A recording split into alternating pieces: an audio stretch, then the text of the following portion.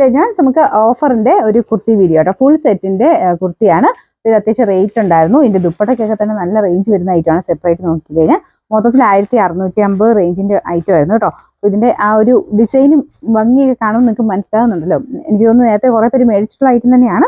ഇത് 1650 ആയിരുന്നു. നല്ല ഭംഗിയുള്ളൊരു ഫ്ലവർ പാറ്റേൺ ഡിസൈൻ ആണ്. അപ്പോൾ ഇത് കോട്ടൺ തന്നെ, ലൈറ്റ് വെയിറ്റ് ആയിട്ടുള്ള കോട്ടൺ മെറ്റീരിയൽ ആണ്.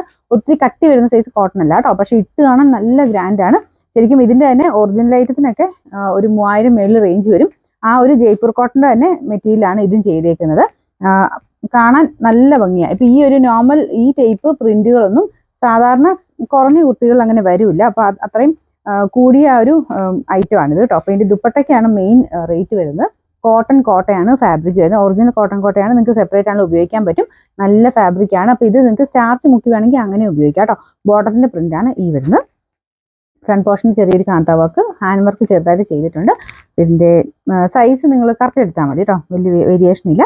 ഇതിന്റെ നമ്പർ H128 1650 ആയിരുന്നു. നമുക്ക് ഇതിന്റെ ഓഫർ പ്രൈസ് വരുന്നത് 1190 മാത്രമേ ഉള്ളൂ. 1190.